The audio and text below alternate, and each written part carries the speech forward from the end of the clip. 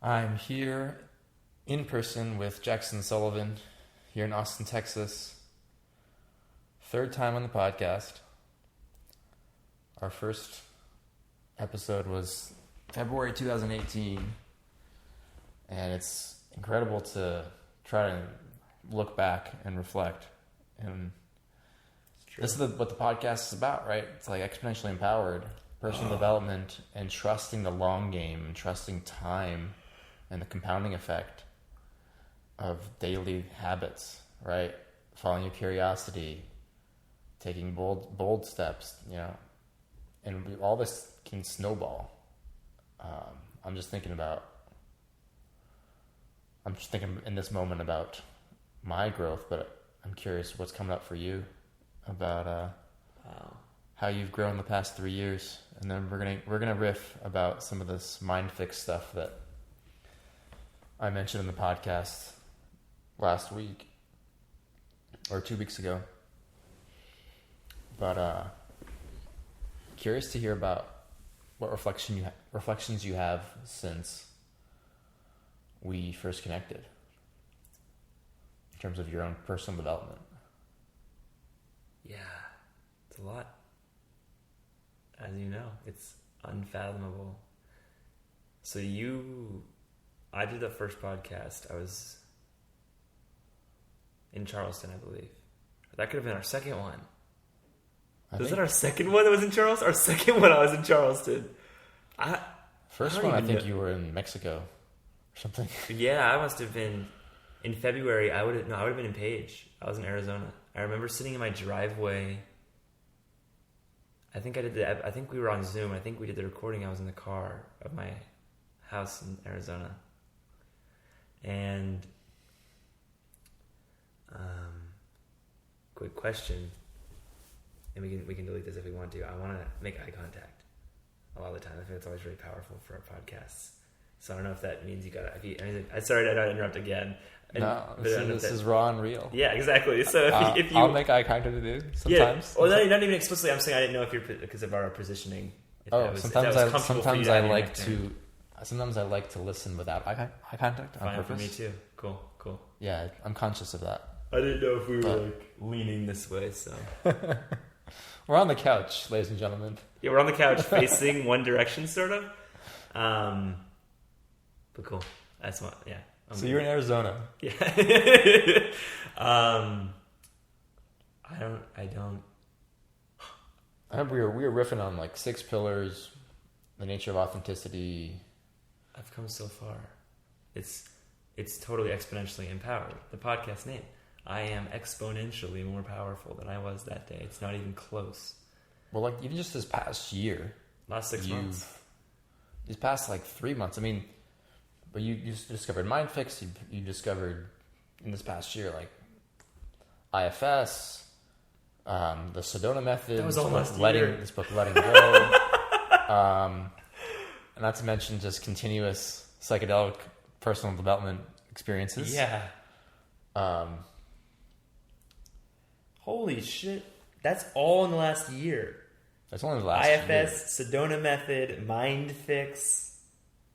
Holy crap. Can you work back before that? Like you're doing 6. I think you were just discovered 6 pillars. No, that was before you even knew me. That was a long time ago. 3 years before we met. Okay. 2 or 1 or 2. What was I doing? Because I was so obsessed. I was reading. What was I doing? I was still like completely into personal growth. I was reading books. Oh, right before I think you and I met, and as you and I met, when I was doing like at least between our first 2 episodes was when I was really into like spirituality and kind of like a power of now. Right. This book, The Untethered Soul. I had, read the Tao Te Ching. I was kind of having you went like for a whole year of Eastern. Very much. I went into very much like kind of, that's when I was tripping a lot more, and I was doing a lot more of that. But that was still a little bit, that was continuing after, like that was right when we were in our podcast a year ago. And so if 2 years, oh my gosh, Yeah, 3 years earlier. What was it? That first episode I must have talked about. We were talking about sentence completion exercises. We were also just meeting. I can't remember. Because here's the thing, and we'll talk about this with MindFix stuff and everything.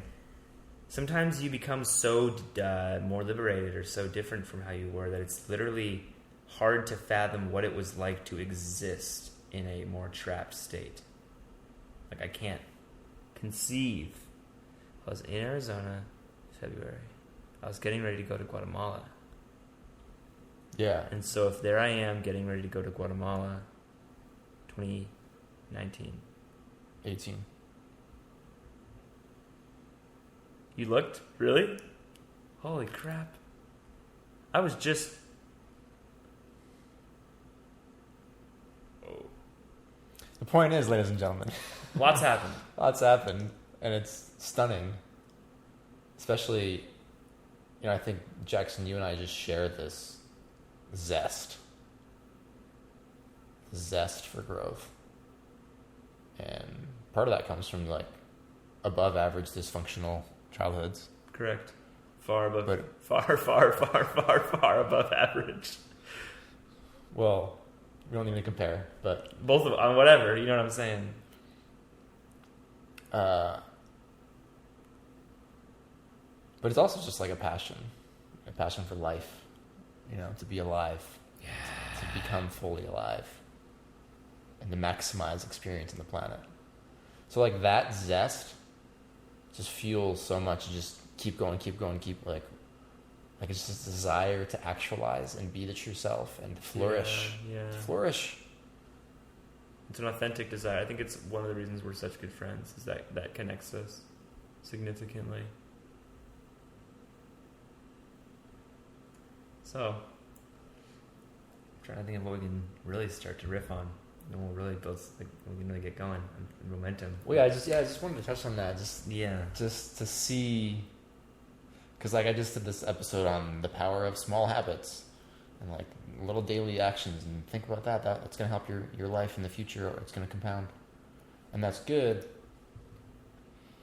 But it's sometimes hard to like see the big picture, because you're just like in the day-to-day trying to complete this task in front of you, change this habit or whatever. But then when you do zoom out, you look in the rearview mirror and like, yeah, okay. Like for me, I started that podcast in February 2018, and it felt totally uncomfortable to interview people and even just speak. I remember like having all these notes just to like do my own, like a 10-minute solo podcast. It was like this big preparation, and now I can just turn on mic and just riff, and I enjoy it. And now I host 2 podcasts. I'm just like it's just what you do. It's infused into me. But I remember, at that point when I started the podcast, I was a seasoned podcast consumer. But then to actually become a podcaster was like this next evolution. It's like, okay, I can say I'm a podcaster now. And then, man, just doing just building a network of people and reaching out to people like yourself, and then eventually just leveraging this huge career change so that I could align my values, to live with integrity. And it's just, I don't know, it's just, and that was the huge story for me. And so imagine if I'd never started, right? Like, just kind of like stay where I was, essentially. Maybe, everyone I think kind of grows over time if you don't put any effort into it. But like, I don't know if that's, well, I guess you're right in some ways. In some ways, I think people just gain wisdom through life experience. Correct. You would hope. Maybe agree. There's some atrophy too. I would agree. But like putting conscious effort into growth, that's a whole nother league. Yeah. So it's just helpful, I think, it's valuable to reflect and give yourself some credit, Yeah, I was thinking what might be cool is like, what is different about me today versus then? Just very clearly, what is different? And I'm curious for you as well, but I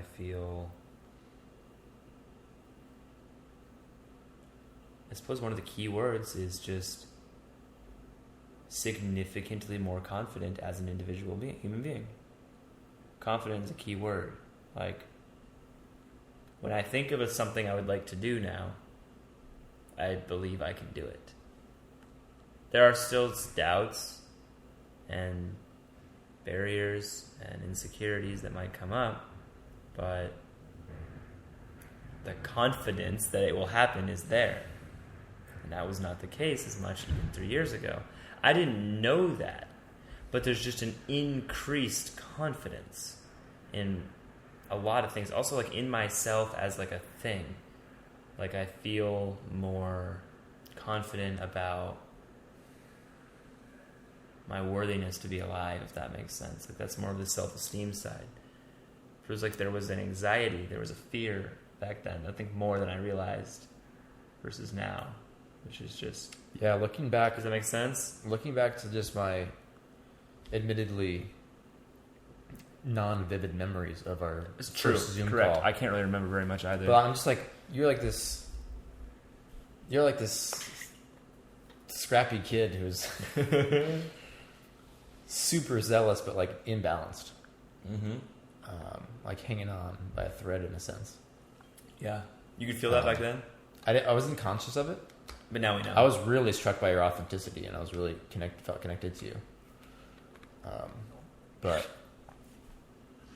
you know, Brandon defines self-esteem as the confidence to tackle life's challenges and the knowledge that and belief that you are worthy of happiness.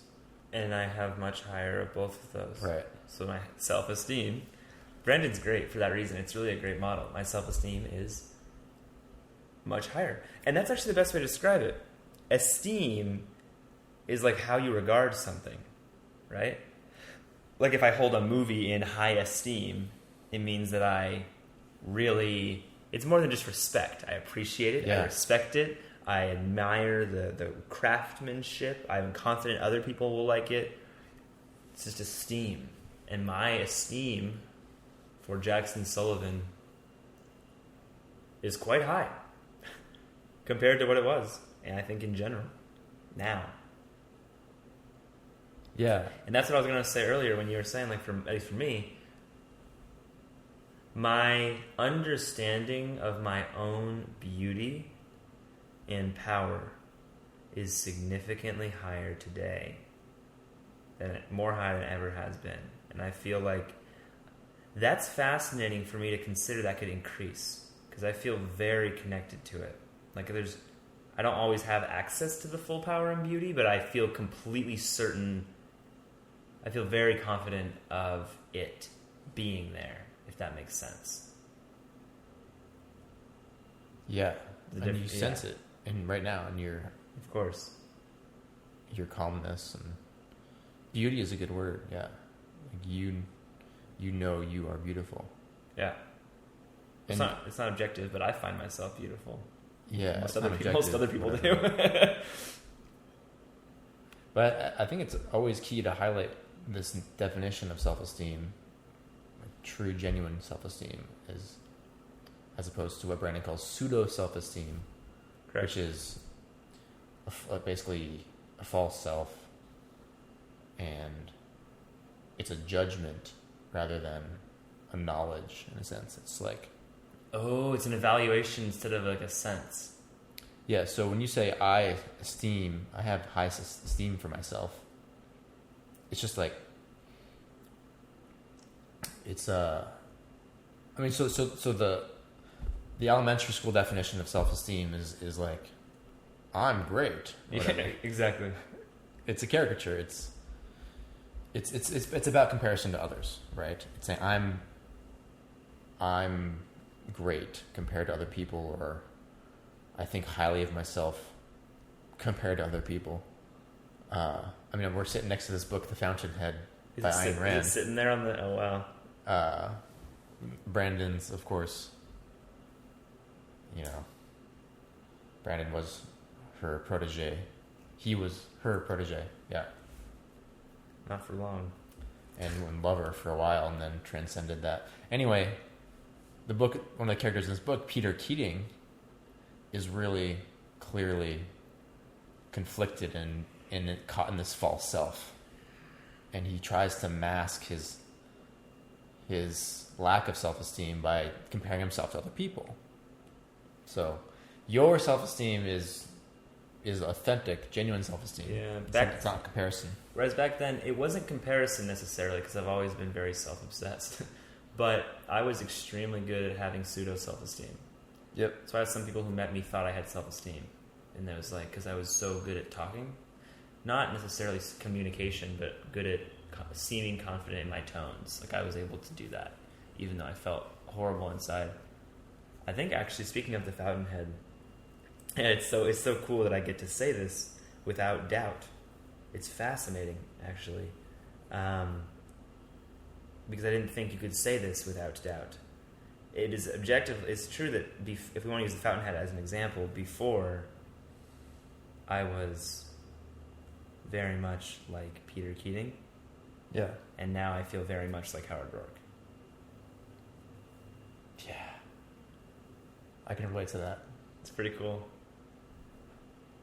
I'm still not fully Howard Rourke. Oh no. I got so much insecurity, man, still that'll get worked out. But as more of I'm saying is what Brandon calls like the self-esteem, right? Like the total evaluation of of this being.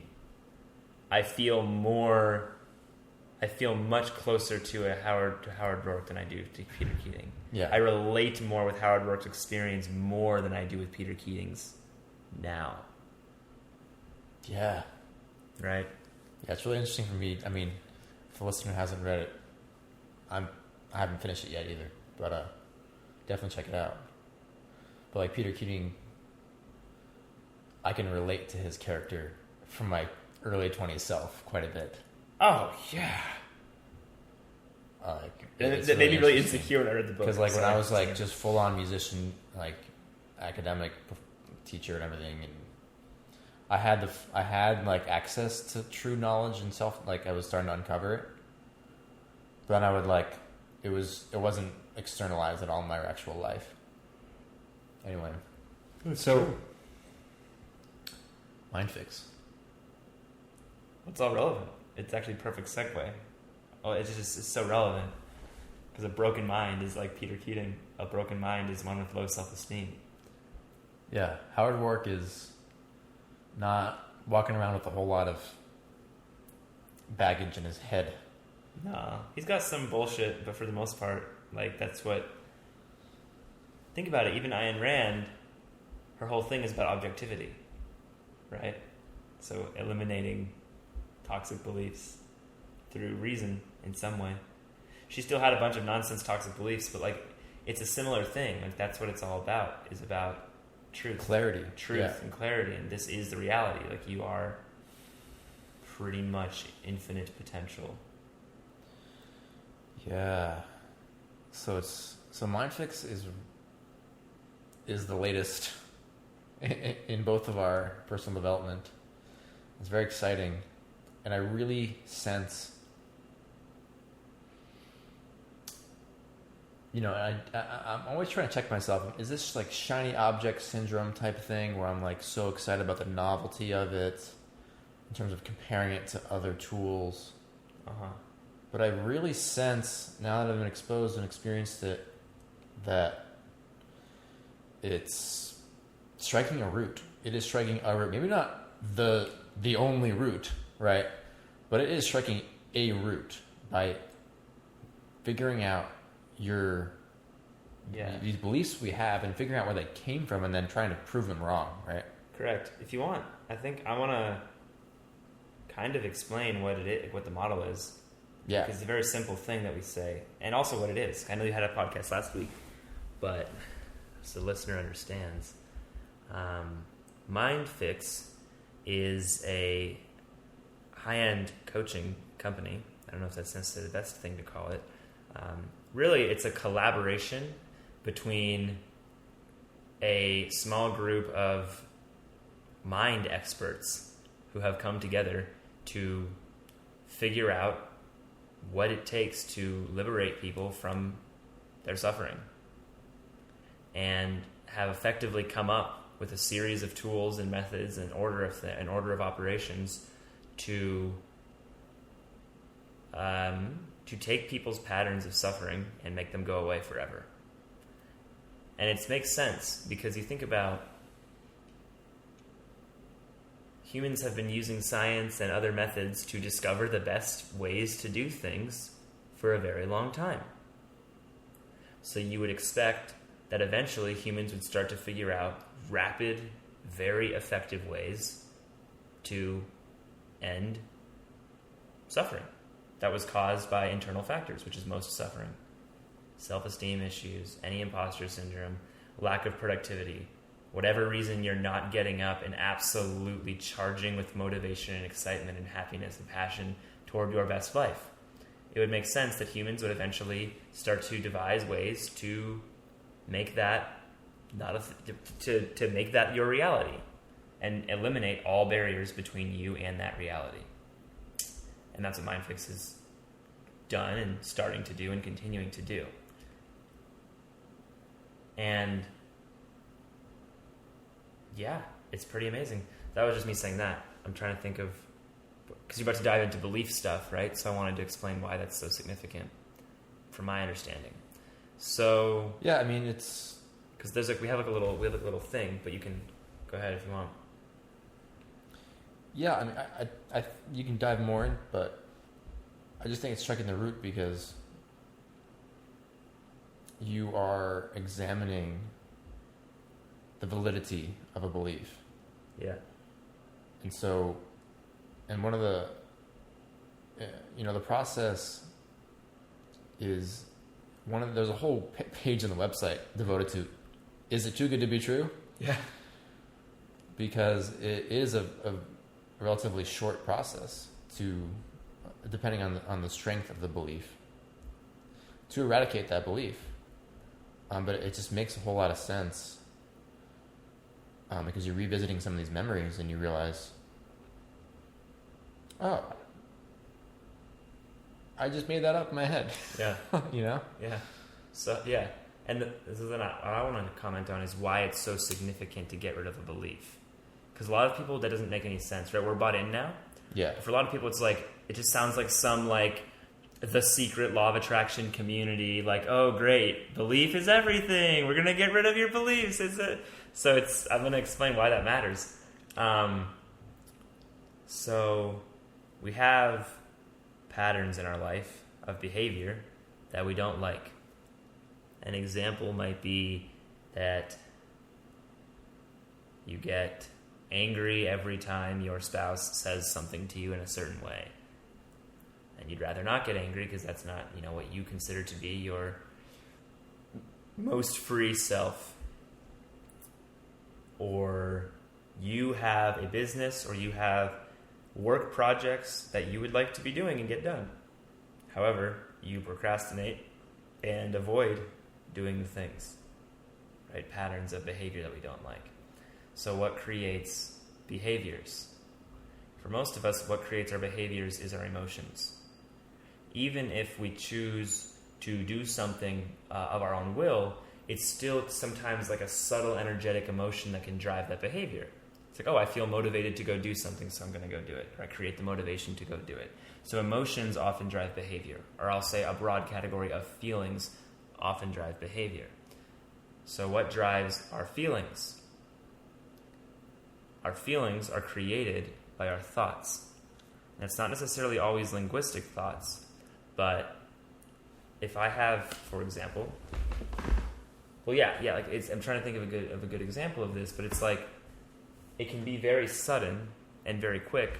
But if I have a spouse and she says, "You didn't take out the laundry," if I have the thought of, she says, "You didn't take out the laundry," if I had the thought of, suddenly there's a thought that comes to my mind, oh, she doesn't like listen, or she doesn't respect what I do, she doesn't see everything I'm doing, it might generate an emotion of anger, right? Mm-hmm. And that could happen very quickly. Thoughts in our brain can actually happen like way faster linguistically than spoken word. But but it happens. And so thoughts create all these things. If I'm going to procrastinate, there might not always be a specific linguistic thought. There might even be a thought that's like the image of 3 seconds, the image of like suffering while working, or the image of being afraid of what's going to happen if I do it, or it's so quick, or like I can't do it, or I don't want to do that work today. There's always a thought that creates the emotion. So what creates our thoughts? Because if this is true, and it is as far as I can tell, if you can actually change your thoughts, everything can change. And not even some mystical way. If I'm not just talking about linguistic thought. Thought is like a lot of times like this mind activity. If you can change your mind activity, change the thoughts that are happening in response to the sense data of your world, you can pretty much do whatever you want. If you had the volitional control to just change how your mind responds to things, you win. And so knowing how to change thoughts is really what it's all about, in some sense. And I'm going to break this model down in like a really simple way when I'm done explaining. So what creates our thoughts?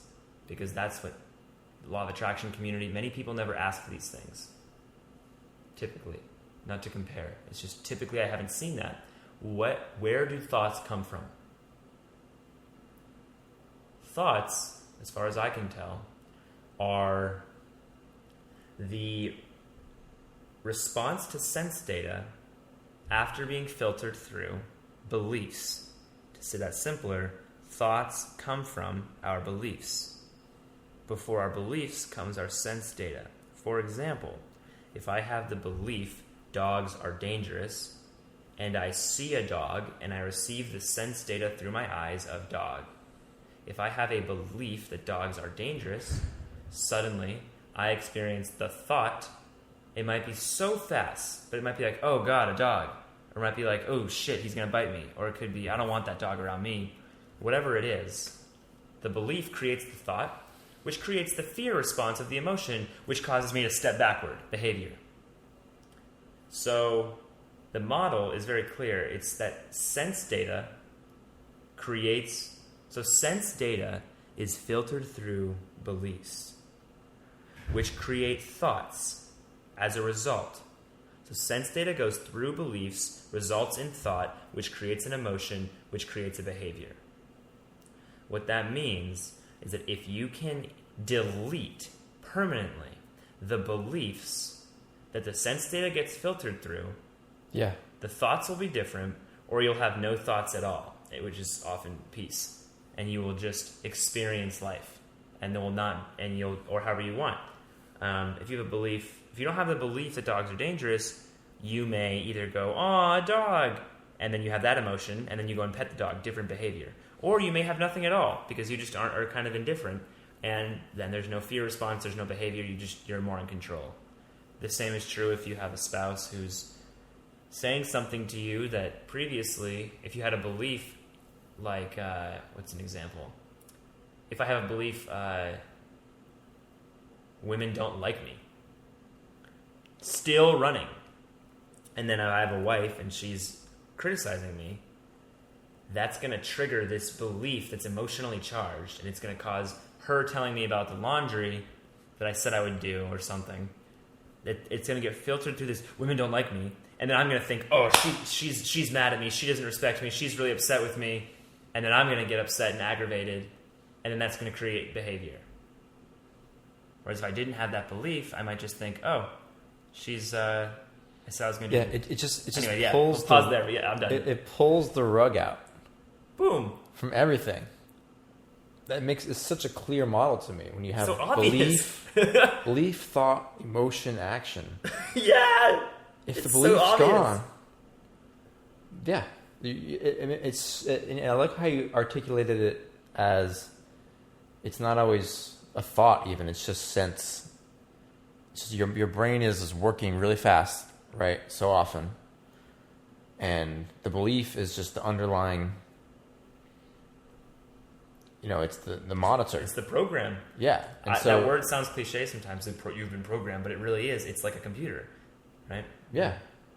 Based on childhood experiences where we didn't have a whole lot of nurturing oftentimes, and we didn't have a whole lot of clarity, and we're trying to make sense. We're sense-making machines as humans. And there's this need for clarity and understanding for as children and adults. But as children, we're trying to make sense of the world. And when there's challenging experiences and those experiences aren't processed, Dan Siegel talks about rupture versus repair. Rupture and repair. Like if you have a rupture experience, an adverse experience, and then you don't immediately attend to it and repair. An adult doesn't help you repair. Then that's just you're gonna continue to try to make sense of the world, and you might create these beliefs. That's what I'm getting. Getting at. Exactly. As children, we create these beliefs because we have the need for clarity and understanding, no matter what. Because then we're just like, we can't survive if you don't understand anything. That's the brain's mechanism. Correct. We need to survive. That's the incentive. Yeah. That's the incentive. So it makes a whole lot of sense if you conclude something that is actually an irrational belief, because you're just trying to figure out something to hold on to. Yeah. Well, also, I think it makes sense because in the wild, when we evolved, this is my understanding of why we form beliefs and why we attach to them and not change them later when we're early in childhood. Because it really is an inefficient system for us. However, when we were in the wild and we were monkeys, and even when we were still human in the wild, the things that a child is exposed to in that first 10 years of life are, in a wildlife situation, are the things that you need to know and be aware of to survive for the rest of the life, right? So like when you're an animal, whatever you see as dangerous, as good, as bad, as et cetera, in early life, is the thing which you need to understand to survive. So it makes sense why children are already these information-absorbing machines, and they're pre-programmed to try to absorb beliefs and then permanently encode them. Because that's how it worked for millions and millions of years of evolution, right? Yeah. And so to me, that's why it makes a lot of sense. And then what you're saying is that need to understand from the more IFS perspective, that's sort of like how that plays out in psychology. Because I was talking about like evolutionary psychology, or biology or whatever, or psychology. But then like in the human sense, it plays out in children seeking to understand why things are happening. Because if you understand the why, then you learn a lesson that's going to help you survive. So from that first 10 years of life, you learn, I'm not enough because of how your parents don't care about you or whatever it is, then our evolution tells us that's useful information to then encode. And that's why I called it a program, right? Because I'm not a computer scientist, but I'm assuming when you get a brand new computer with no software on it at all, you have a blank slate computer. And then you need to program it to do what it needs to do. So a child is a blank slate human that needs to be programmed to do what needs to be done as a human. And so it's receptive to such programming. And so a belief is, I know programs work a lot of the time where there's like a trigger and then there's a response. So some programs might say, when X happens, do Y. So I think a belief is a program that says, when X sense data happens, Y thought. Like do Y thought in emotion and behavior. Yeah. Yeah.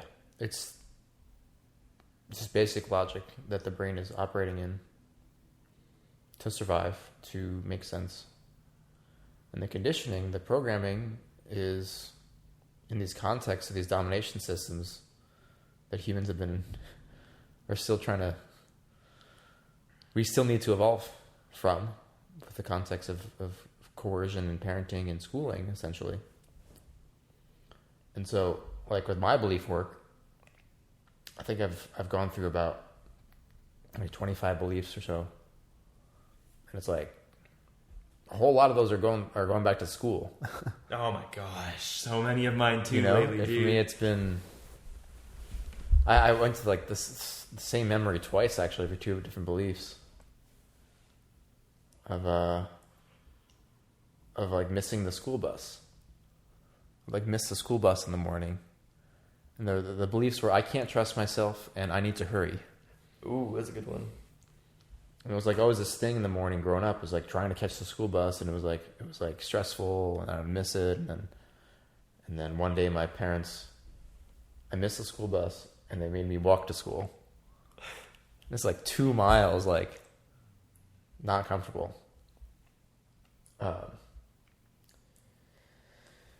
As like an 8-year-old kid or whatever.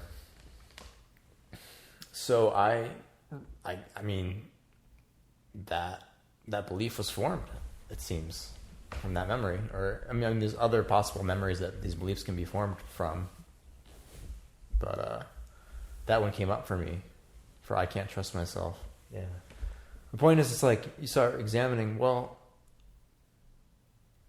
and maybe it's not my fault.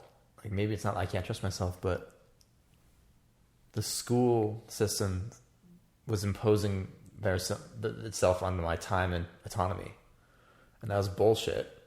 And of course, like, it's hard to trust yourself when School, yeah. you're not getting to choose what you do.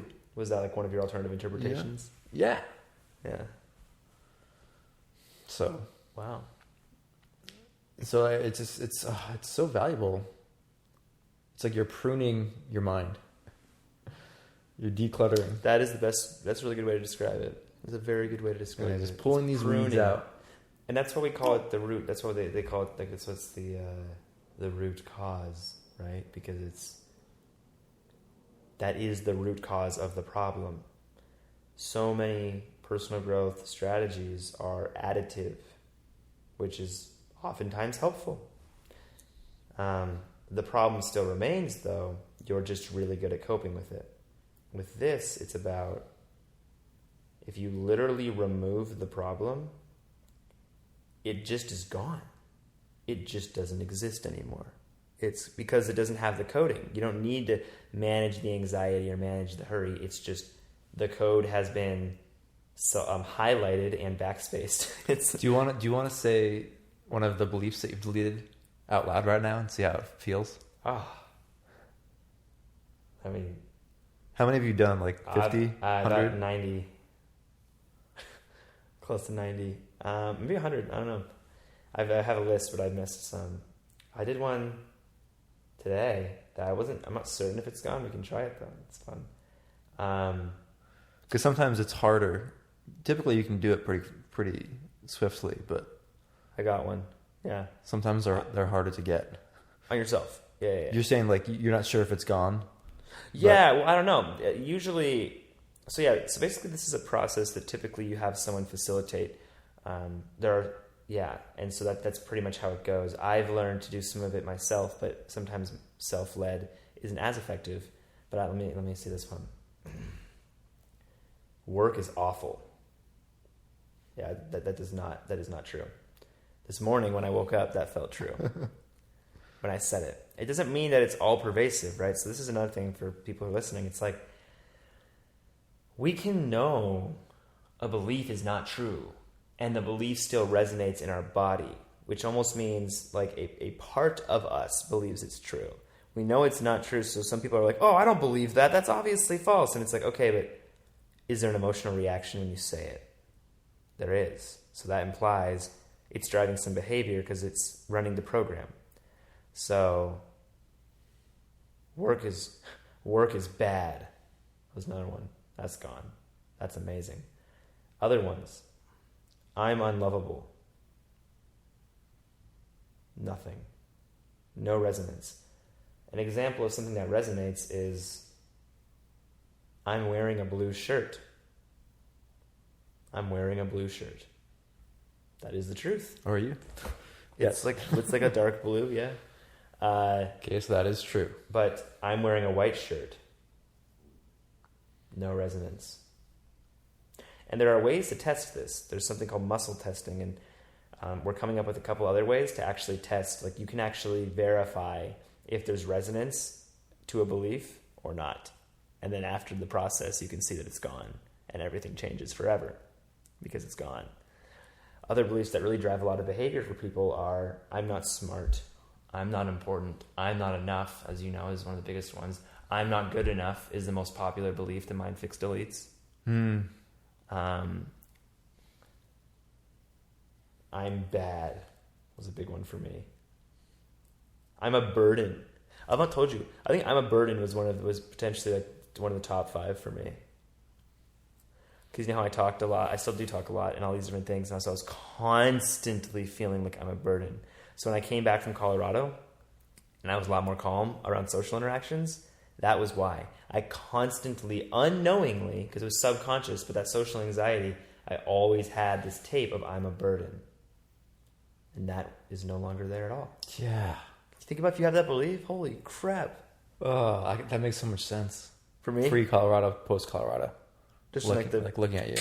Yeah, like me always. Oof. And then it caused me to interrupt and talk more because I was always compensating. Yeah. Which made me more of a burden in reality. And you did big ones recently of I'm not okay and I can't let go. Those are 2 big ones I watched you do. Holy crap. Is there a difference now? I'm sure. You want to try saying one of those? Oh, yeah. I'm not okay. It's not true. I can't let go. I smiled. It's so untrue. I was like, I can't let go. There's nothing. It's just about getting rid of the resonance. Is there a reason you're saying it in that voice, the monotone?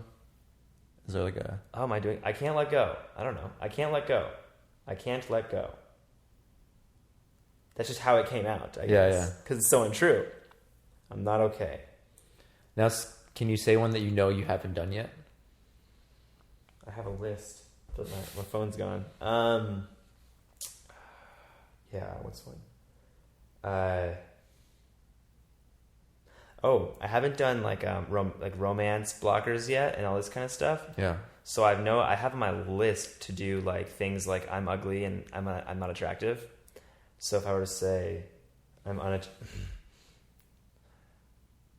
unattractive, yeah, there's something that feels. So you feel a part of you. A part of me thinks that's the truth. A part of me thinks that is the truth. Yeah, I'm ugly, or like nah, that one doesn't hit as hard. I'm ugly. Second. I'm ugly. Yeah, there's definitely something there. Yeah. And that can be gone so fast, which is cool. I just haven't done it yet, even though it only takes like 20 minutes or less per belief. What's another one I could say? I haven't done I've done some, but I haven't done all like the money beliefs yet. So making money is hard. Making money is hard. That feels true. So it's an example. But you can imagine, if you have those beliefs, imagine what that would do to dating and anxiety around business. I'm feeling pretty all right about both those things, but remaining, anxieties and things that are happening are definitely, if those are gone, a lot's going to change because of that model, right?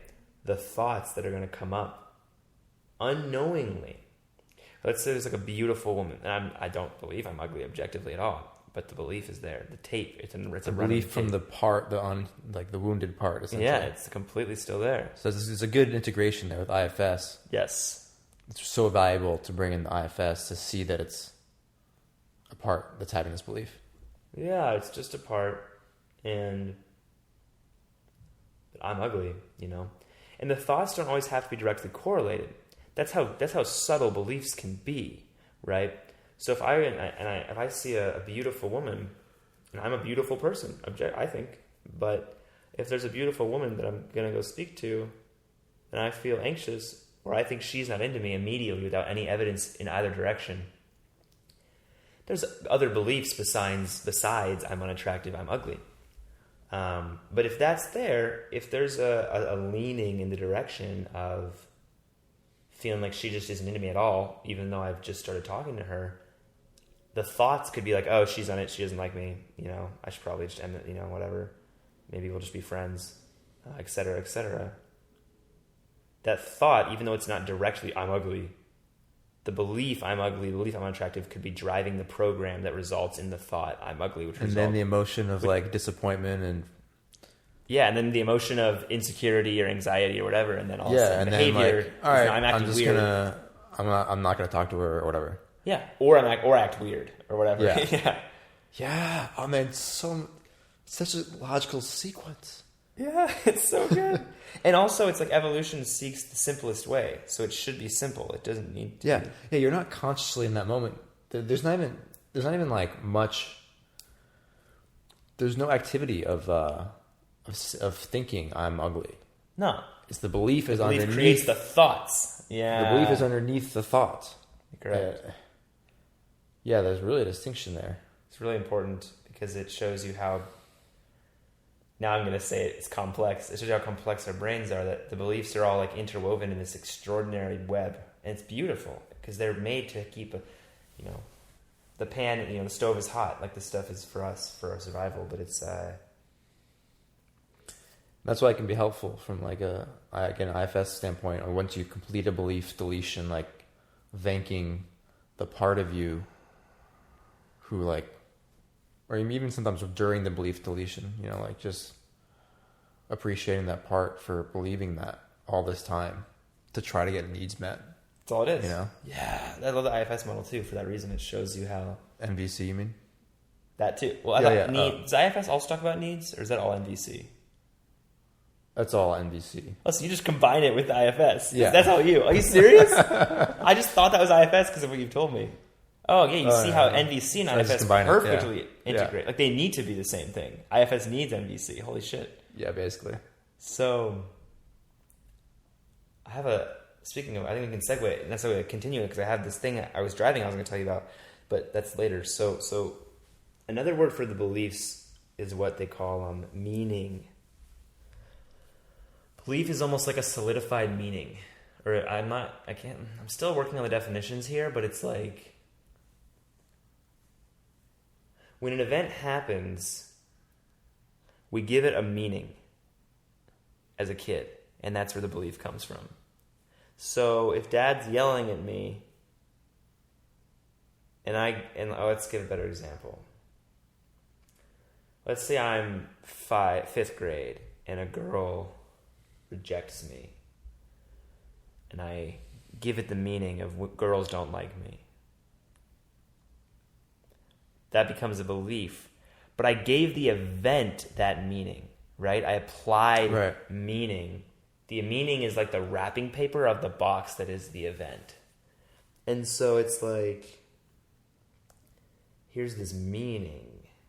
We're like meaning assignment devices. That's seeking to understand. Yeah. Once we think we've understood, we then assign meaning, which is sort of a similar way to say take on a belief, but it's slightly different because we can assign broad meaning to a situation. Like we can assign all kinds of meaning. Like if someone is talking to us in an aggressive tone, we'll give it the meaning, oh, he's angry. But really, we have no idea necessarily. What if they're just being firm? It's all constantly. And we'll assign like 50 meanings to one moment. Like, oh, he's angry. Oh, I'm bad for not doing this. And he's angry because I'm bad. And blah, blah, blah, blah, this whole deal. Instead of just being objective with what we know, which is someone is speaking to me with scrunched eyebrows and a coarse tone. That is the only data we actually have. And it shows you that a lot of our meaning also can't be true because it's nonsense. Like, he is angry. Well, no, he might be feeling angry or he could be expressing anger. We just like nonsense meaning all the time, constantly. And so, if you want to segue, I want to tell you what I was experiencing today because it's so relevant. So, you have a story from today? Well, just the last couple of days, I've been realizing, like, holy crap, really understanding, oh my gosh, I've been the one who's given meaning to all these events. I gave the event of my ex-girlfriend and my best friend, me seeing them with each other, I gave that a lot of meaning. And in some way, I gave it meaning because of previous beliefs. But then someone suggested to me that maybe she was like, you might have more control over the meaning you give than you give yourself credit for. Right. And I was like, wait, what? And I was like, no, I feel like it's my beliefs that give it the meaning.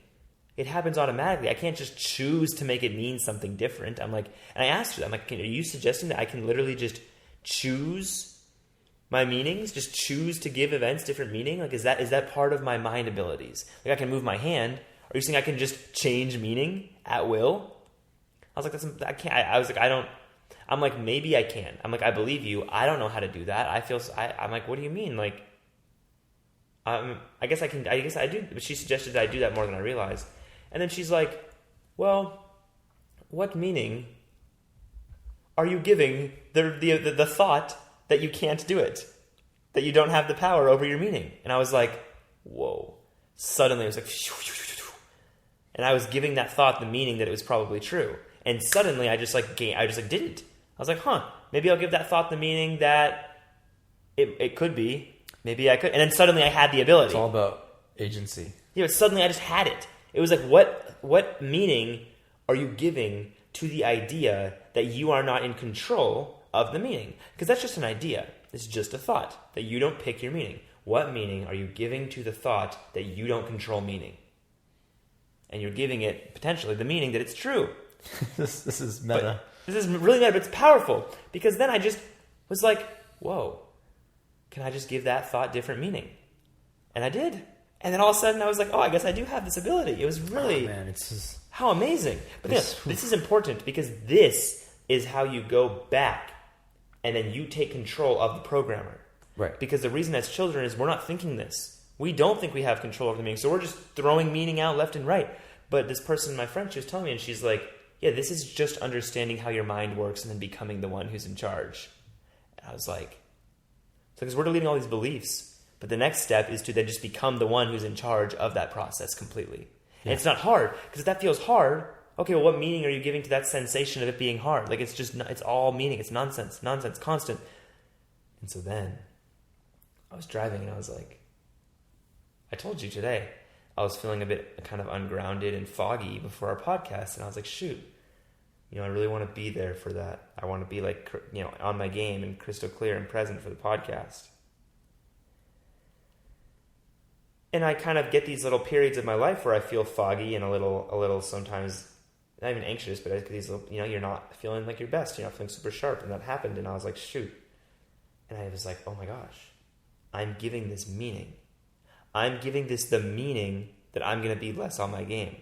I'm giving this the meaning that it has some level of control over me. I'm giving it the meaning that this means I'm not my best, or I can't access my power. I can't access my beauty. So much meaning was given to the fact that I had a little bit of brain fog, probably from eating a bunch of trail mix earlier, more than I should have.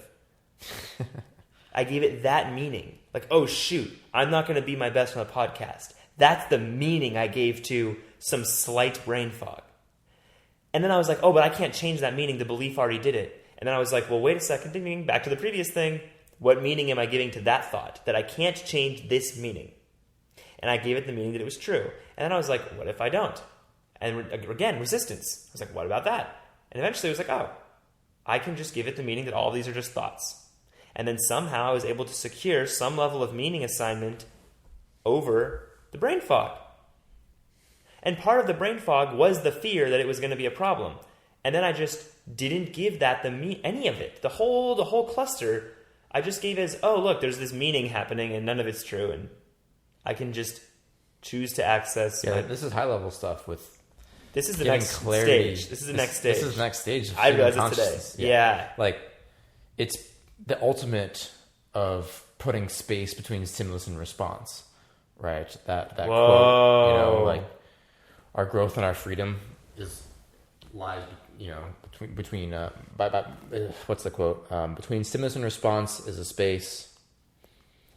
In that space is the power to choose our response. And that response is our growth and our freedom.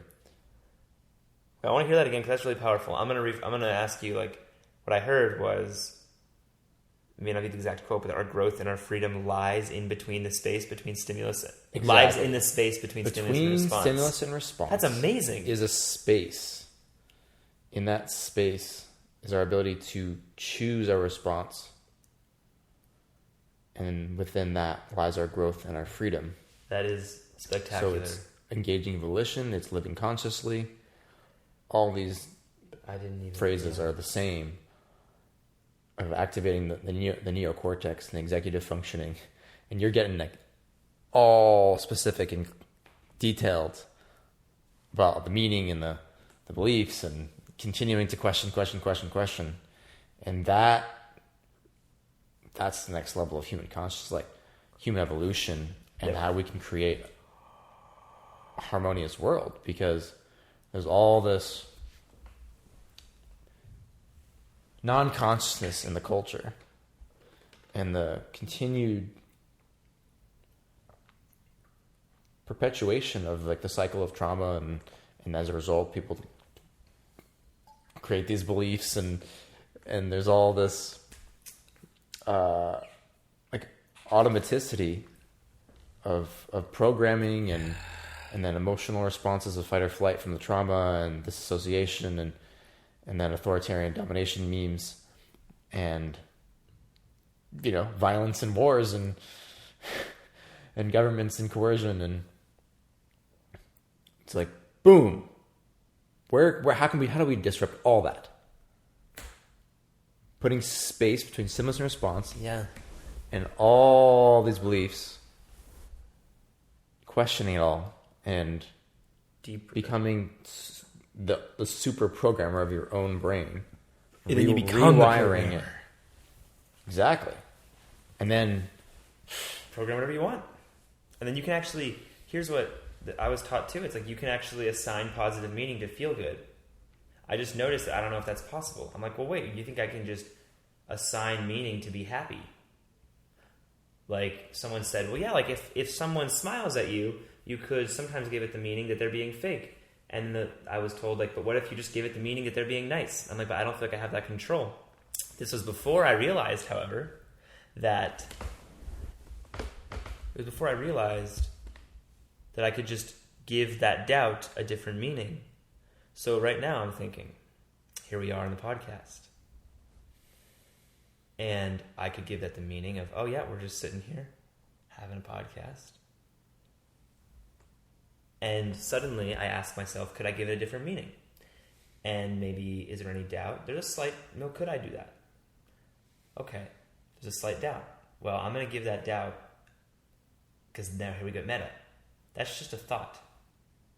So, interesting. Now I'm more connected to my meaning assignment device. Right. Now, I'm thinking here we are, and I'm wondering if I gave this the meaning. But I think there has to be some authenticity to meaning or something. I don't know. There's an interesting thing that I don't feel like I can fake it. Maybe you can literally choose, though. So I just noticed that. There's that doubt that I could just choose anything. So I'm not going to give that meaning either. And what if I can just give this the meaning that, wow, it's really wonderful that here we are talking about this stuff. And I'm noticing what's happening right now for me is I do feel a little lighter.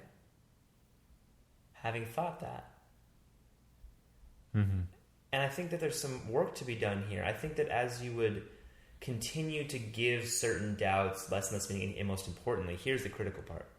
The reason the doubt might come up is because there's beliefs. So as we deprogram whatever programs / beliefs are creating any doubt that we are the ones that create our meanings and our beliefs, as we deprogram all that, we can gain, I think, a greater and greater degree of agency over our meaning assignment devices and truly be able to just choose how we want to feel. Because I did it right now.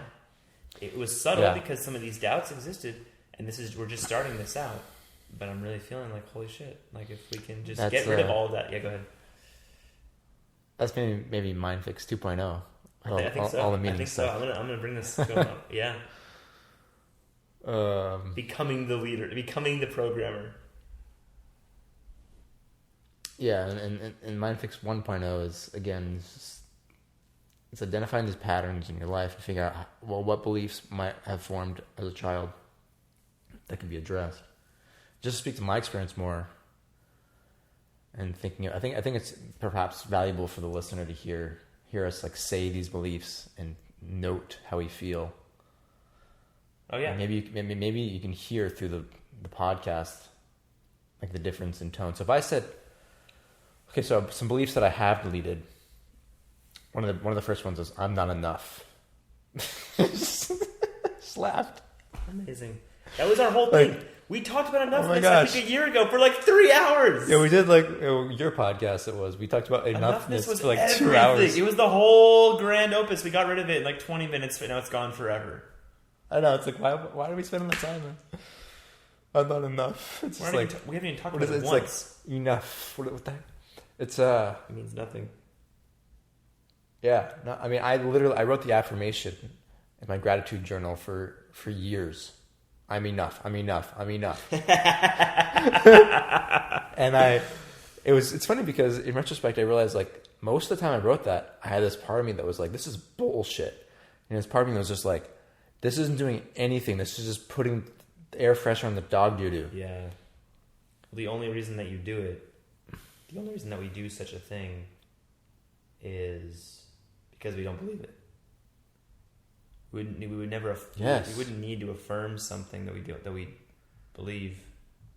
Sometimes we might assert it. No, because I don't believe I am enough. I don't believe anything about enoughness at all. The concept is gone. I don't need the program because it's inherent. That's the difference, right? Yeah. So like the affirmation, the typical personal development tool, I'm still open to the value there. It's just like. I mean, there's value in putting air freshener over the dog doo-doo. Like, it will now smell a little nicer. And that's a fair point.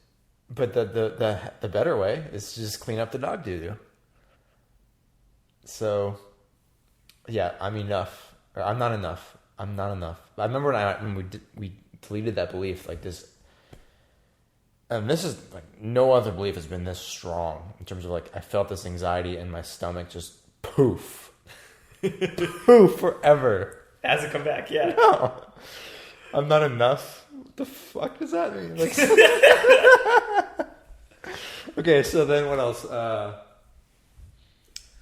Man, I said I can't trust myself. Poof. I need to control things. I need to control. Is that gone? Wow. I haven't done control ones yet. I still got a lot of stuff on control. Money is bad. Money is bad. Yeah, I know you had that. Could be. It could be. Depends who uses it. It's like you start like searching for like, well, maybe it could be true sometimes, but it's not just like this. Ooh, yeah, that's a really critical thing to talk about. Actually, before you delete it, it's like. Money's bad. Ooh. It's a filter. That's what I said earlier. Like sense data is filtered. It's a filter. I can't be rich, which is big. There's like double meaning of like I'm not allowed to be rich and I don't have the ability to be rich. Yeah.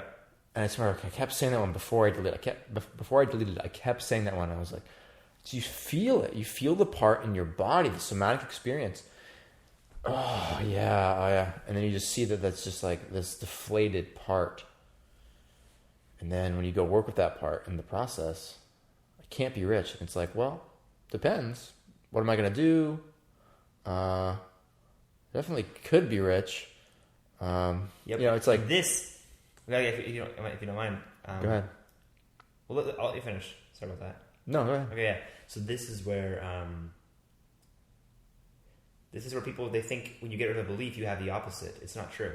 It's not, I can be rich. Yeah. That's what affirmation tries to do. I am rich already. That's the thing. That's like what the law of attraction does.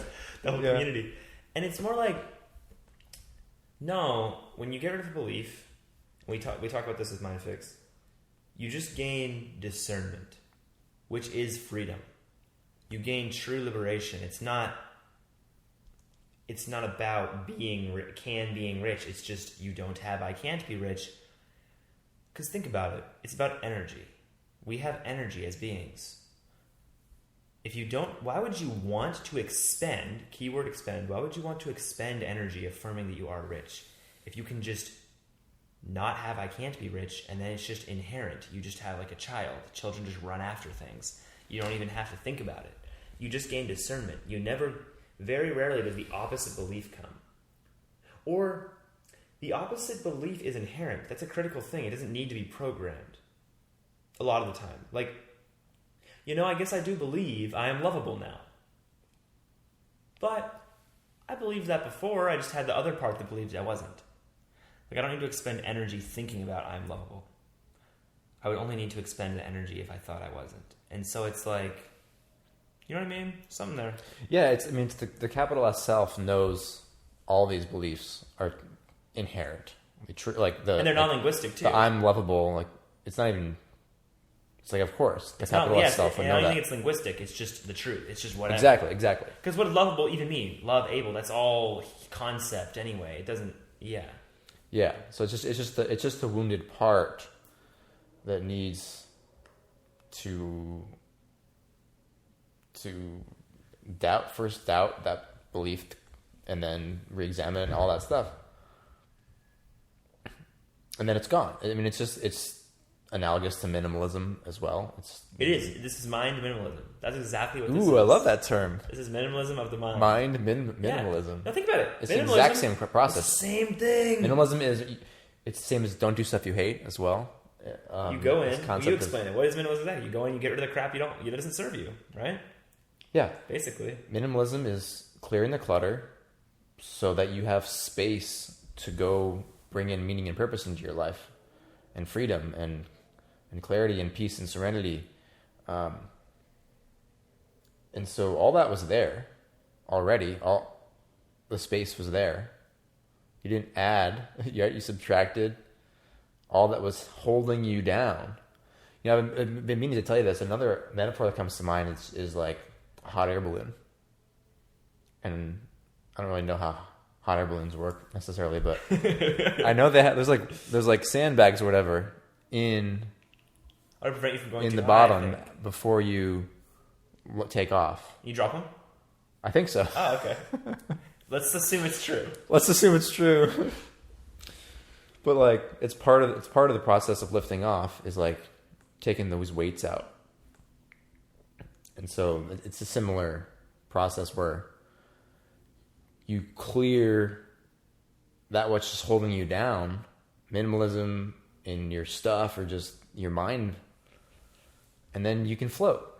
Like then you can see more clearly. Then you can travel. Like then you can, and you just feel lighter. I mean, that's one of the experiences that I can relay is having deleted 25 beliefs or so. Like I just feel more like there's this openness in my energy. Oh yeah, that's a great way to say it. There's less sandbags. And then your hot air balloon gets to be huge. This is actually really beautiful. This kind of even perfectly synchronizes with our model of the amygdala and the prefrontal cortex we were talking about, right? So like the amygdala is always like activated, which is all these sandbags, these big old sandbags. But then as soon as you get rid of the sandbags, meaning a lot of beliefs just constantly activate the amygdala, which is our fear response of the brain. It's like the lizard brain, by the way, everyone, if you don't know. But then when those sandbags go away, the amygdala begins to finally stop because it's not constantly on high alert because of these beliefs. Then suddenly the hot air balloon, then the prefrontal cortex, this is what happens in the brain, literally. When the amygdala starts to calm, the prefrontal cortex literally begins to expand, and the sandbags drop. And this is why aliens now... Just going to say aliens. Pause. But aliens, whether or not they're real... They're real. Either if aliens are real, or if humans just intuited through their understanding of the human brain, this is what would happen in higher evolved beings. I don't care. Point being, aliens got big old heads in the front because they got big prefrontal cortex and no amygdala for the same reason. Because as they evolve, or as we evolve, or whatever, no amygdala is not necessary because we live in an advanced society, and it's just all prefrontal activity. I've been so endlessly fascinated by that concept. Yeah. Let's go ahead and play some philosophy and entertain that aliens are real. Okay. By aliens, you mean visited Earth, current, like not like some intelligent life in the universe, because that seems just to be a certainty. But you mean what we typically think of as aliens in relation to the human species. Yeah. Okay. And there could be multiple species of aliens. I don't know. Got But it. like the typical, I mean, I'm not going to go down that rabbit hole. I've been watching a lot of documentaries and listening to a lot of Joe Rogan podcasts, and there's a lot of compelling evidence. There was a front page story on 2017 New York Times front page about there's a whole government committee on this topic of UFOs, but just this is like there's so much freaking baggage on stuff like that, and it's just like clear your beliefs on that, you know. Like that's a good one to add to the list. Like So some kind of like conspiracy. UFOs are silly or something like Aliens aren't real. aliens aren't real. Yeah, As opposed, it doesn't mean you suddenly believe aliens are real. yeah, It's just that you would give yourself greater discerning freedom Exactly. to evaluate reality according to what what evidence you have, as opposed to what automatically is like the correct programmed answer about anything. Aliens could be an example. Huh. yeah. So I'm just fascinated by like the concept of this neocortex expanding, and that is the depiction of Prefrontal cortex, I think it's different, but yeah. I don't know what the neocortex is. I think it's a different thing. I believe neocortex is more all-encompassing, and prefrontal is like the most front. Or Okay. something. Okay.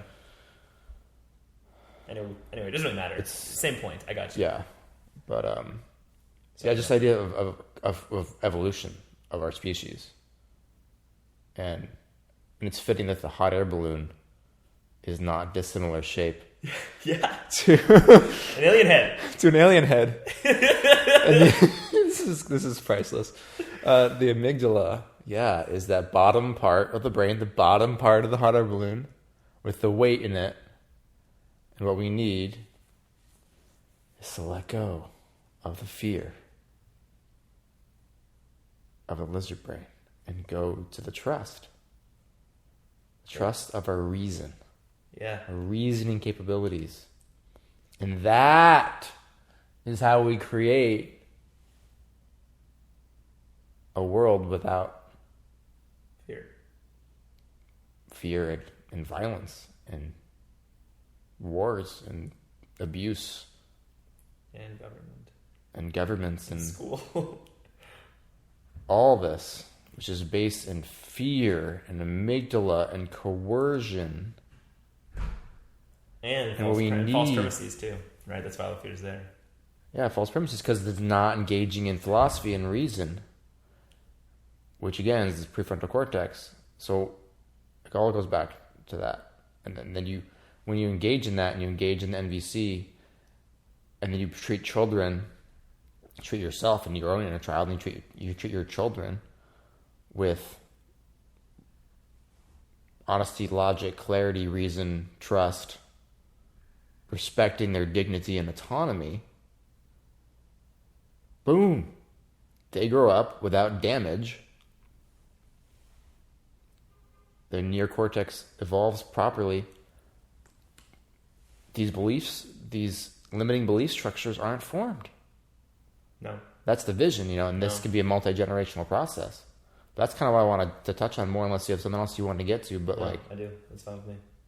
That works. You do? I'm excited to talk about this, yes. I don't have something else I want to do. Oh, okay. Yeah, I wanted Yeah. to go ahead and cover that if you did. Yeah. But I like... guess I said that weird. I said, no, I do. Oh, okay. Yeah, just how can mind fix...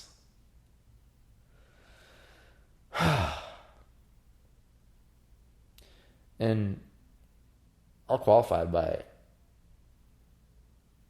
by granting that I could have a novelty bias kind of thing going still. If you look at the MindFix results page, you will find that for years and years and years, that is not the case. Yeah. You're saying for yourself. Yeah. For myself. I also would love to see, and I don't expect this to happen anytime soon, but really controlled studies. Is there a way to do those? I know you mentioned the muscle testing, but how much is there placebo effect? It might be an argument. There was a request to do studies, and the universities all said no. Of course. You know that? Yeah, it's crazy. I didn't know that, but Yeah. There were several universities spoken to, and they all said no, they're not interested, which is amazing. Somehow it's just not amazing. Like, it is It's amazing. not. It makes sense. It's like yeah, shocking, not surprising kind of thing. yeah. It was done. Yeah. Some of like the earlier forms of this kind of work before it became kind of the evolved version that we're doing. This process, some of this kind of idea and this deprogramming and this work was done a couple decades ago in prisons, and they worked on a couple hundred, I think, inmates and had extraordinary results. Yeah. For behavior and stuff like this. Yeah. So all I have to say is that there are numerous tools and modalities from IFS to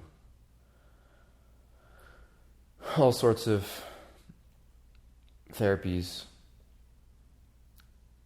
from the emotional side, engaging NVC and then just 6 pillars and all, just like the clarity of understanding the world. Yeah. Right? That comes into one's own personal development. But like, MindFix is, by all accounts, very solid and has potential to revolutionize the species. Yeah. Actually, it's crazy. Yeah. Can we before we get to maybe some visioning stuff with how that might play out, like, can you respond to the it's too good to be true, or change can't happen too fast argument that many people will have when first coming across MindFix? Yeah. The first thing that comes to mind is when you feel, someone has a feeling this is too good to be true. Change can't happen overnight. And they get that feeling. The first thing I would do is just to ask someone to imagine if that belief wasn't there. Imagine if you didn't have the concept that change has to take a long time. If you were never programmed with that, you didn't learn it anywhere. If you didn't believe that, would it feel more possible? That's the first thing. So that's often what we do, is people have these kinds of beliefs, and that's something that we get rid of first. Because if you believe that, it's going to be harder. And then you don't believe it, and then it works. In terms of actually responding to it, though, it's like, it's like the model we described today with the behavior and when you get rid of a belief, it's gone. And then the behavior changes. It just does. And you feel better, and you do things better, and you're happier. Here's how I can explain, though, because someone might ask, well, can a belief come back? How do we know this is really, really getting rid of it? And that's where I can explain something really important. If I held up this book here, and I said, what is this cover? You would say it's I would say, what color is the cover? You would say it's blue. Yeah. You believe it's blue, right? You kind of have that temporary little belief. Mind substance, it's a blue cover. You've seen the sense data. It's a blue book, right? Over simple. We can just say, like it's sure. If I asked you, hey, what color is this book? You'd say it's blue. So if I were to, I wouldn't say it's a belief, but great, you would call it blue, unless, imagine this, if suddenly I peeled off this piece of paper cover and I actually had lied and I had a little fake cover, and underneath it was white. And then I crumpled up the blue piece of paper and I threw it over there. You would then say, and I'd say, hey, what color is the book now? You'd say, oh, it's white. I can see that now.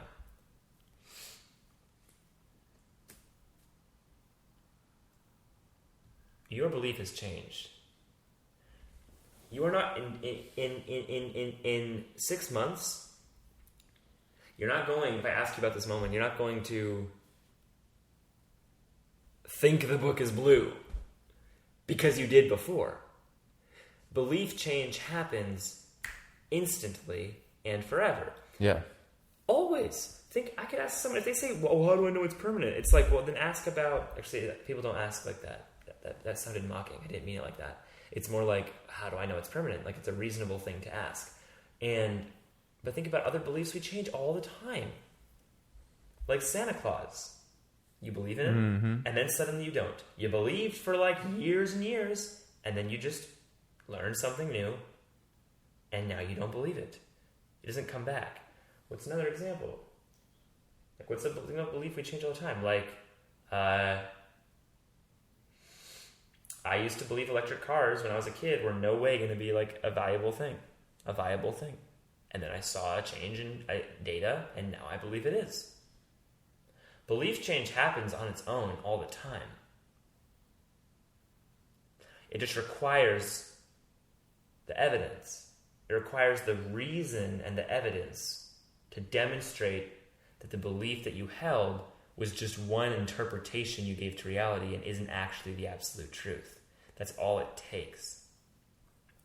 So, yeah, that's what I would say. It's too good to be true. It's like we explained what it is that happens.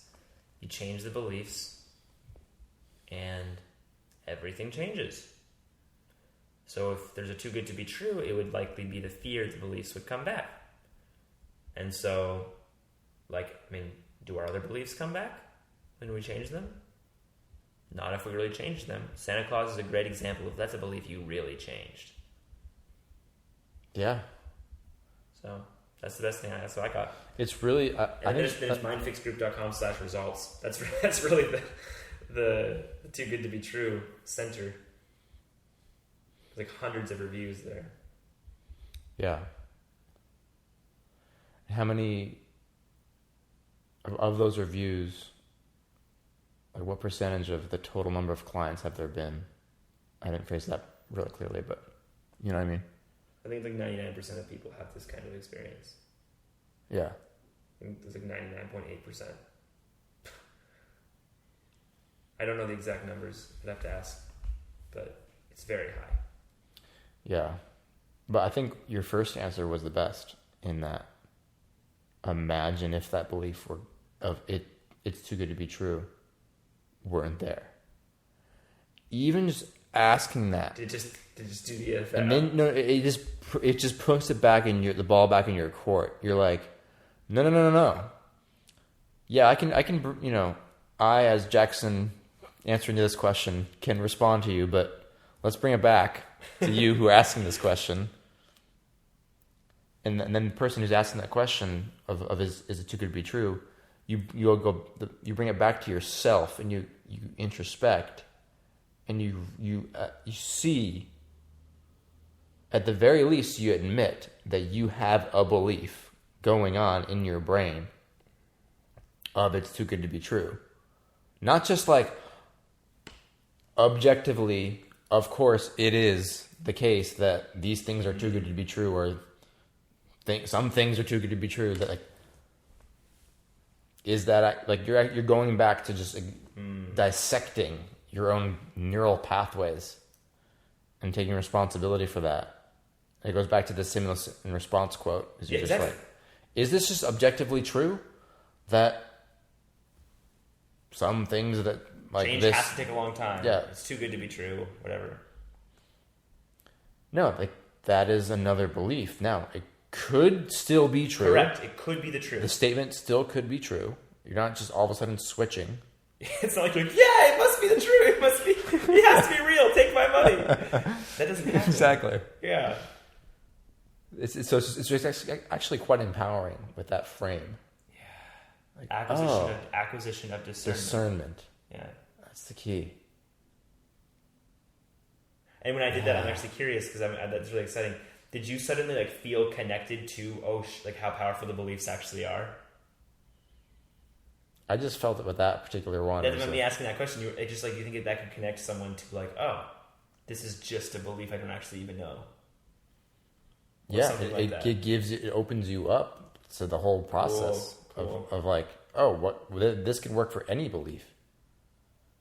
I could at least begin to question it.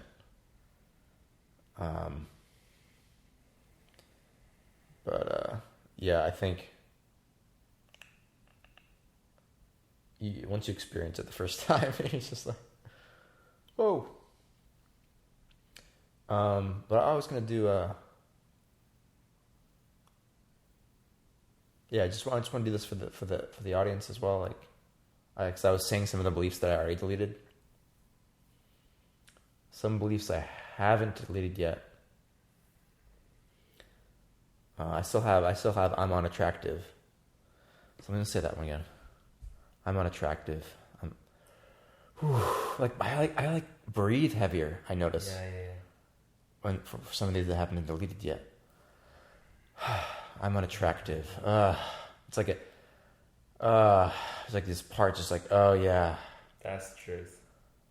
You know, this is involuntary. Like, I swear I'm not acting here. It's like, hopefully that can be conveyed to the microphone, but it's another example. I find it fascinating that we often deprioritize the relationship stuff. It's unfortunate. All the work beliefs, all the money beliefs, all the self-esteem beliefs, those all came first. Well, maybe the self-esteem is related. No, it's not unfortunate. That's actually just a meaning I assigned. See? There you go.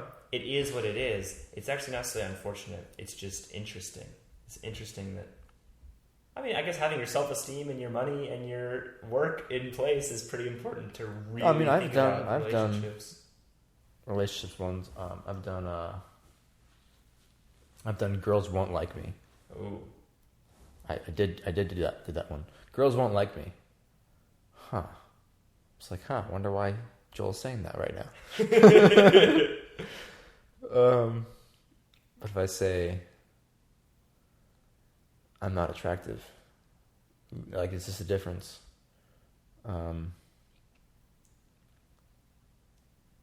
The productivity ones are still, I did work has to be hard. I deleted that one. So yeah, I deleted that today. Work is hard. No. I didn't do this one yet. It's wrong to be. It's bad to be lazy. That's still there. It's bad to be lazy. Rest. Oh, self-care stuff. So for a big one for me, I'm really curious to delete, because I'm really, quote unquote, good at self-care, because I prioritize sleep, or I prioritize meditation and like balance, and I'm thinking about working smart a lot and not just grinding and everything all the time. But there's still this part, like when I'm doing self-care activities, that's just like, you fucker, like, lazy. Get back to work. Like, you're just telling yourself a story. Like, this isn't actually helpful. Hey, all this stuff. This is something we could do on here. Could actually be, because part of what MindFix does is more than just helping get rid of beliefs. Is as I'm like learning to do this work really effectively, and we'll talk, like, this is a Jackson is going through the program and getting trained. He's worked closely with the founder. Yeah. So also it's about, this is where MindFix really comes into the next level, and this is why having actually, like, going through the program is really powerful, is that we can actually really help one identify what belief is causing the pattern, right? So you have this sense, something when you're doing self-care, you get it, and I think I could do this on the podcast. It's not like, that's totally cool. You have like a sense maybe that you,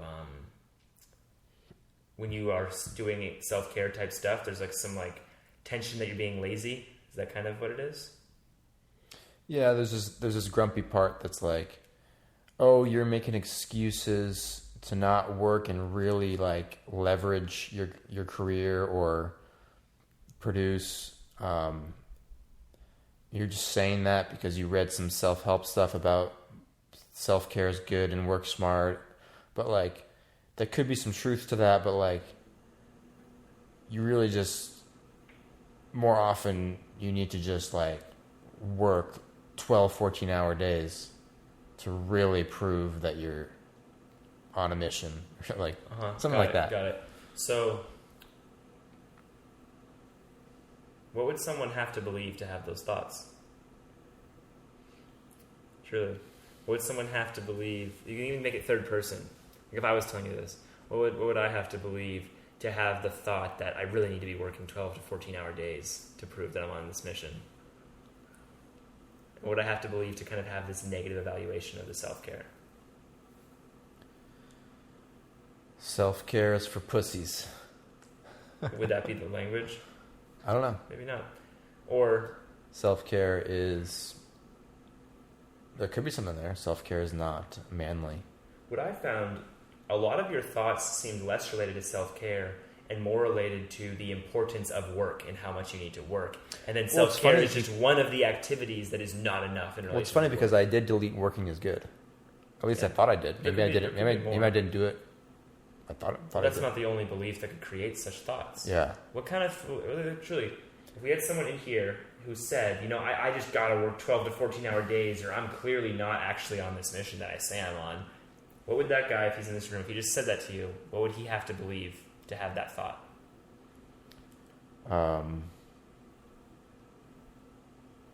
Working creates results. Could it be what makes me good enough is working hard? Yeah. It's because once we get rid of I'm not good enough, there's often something called a survival strategy belief. So I'm not good enough can be gone, but we have beliefs that are the conditions placed upon our original belief. So you can still you can believe, I'm not good enough. That's gone. Yeah. But there can still be what makes me good enough is, or I need to, right? So it's like, I'm not good enough if I don't work hard. Or we usually like the language, and it works a lot of time, is like what makes me good enough is XYZ. So it could be something for you, or like that what makes you good enough, or what makes something like this. If that guy's like, I'm clearly not, I just need to work 12, 14 hours. It could be like, what makes me good enough is working hard. He might believe that. Or what makes me good enough is working a lot. There's different... Yeah, okay. Because I deleted working is good and I'm not working enough. But the only reason you would have big. I'm not working enough is because of something around what makes me enough is working. So you're saying that that the I'm not working enough didn't get the whole job done by deleting that. Perhaps. It could be. So that's what I'm saying is like what, even like right now we can kind of like you have, so the pattern is that when you are engaged in self-care, you get I assume like a sense of tension or self-loathing and voices that you're not working enough. Yeah.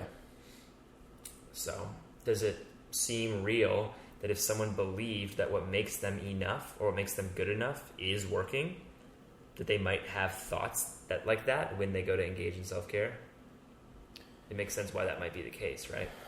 Yeah, because then they would think like, oh, well, if I'm more in self-care, then I'm not I'm not proving that I'm good enough. So there's danger here. Yeah, well, then there's also other beliefs. That's what makes me safe is working hard. That's a different than good enough. Those are a little different, but I think it ultimately comes back to safety. But try saying, and the language might be a little weird sometimes, but it's still worth seeing. Like maybe try saying, what makes me enough is working, or what makes me enough is working hard. What makes me enough is working. I didn't notice it. Okay, it might not be that then.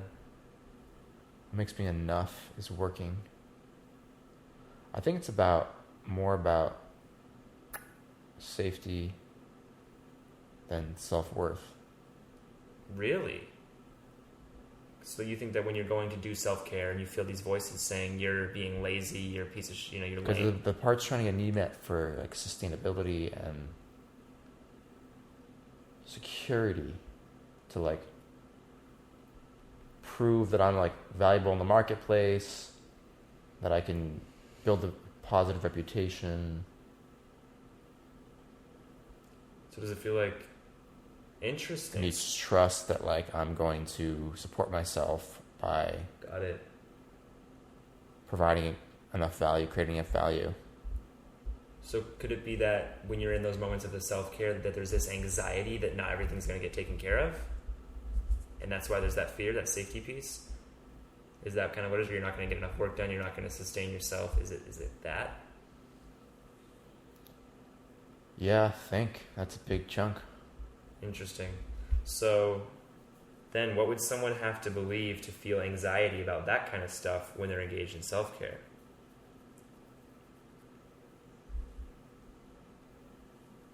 I don't know. I don't have enough. I'm not going to be okay. Some things like this maybe, or I'm not going to be okay. Something in there. there you go. I'm not going to be okay. I It's a pretty intense belief. I haven't done that. I haven't thought about that belief. I know you did it. I've not done that one. I'm not okay. Oh. It's very different.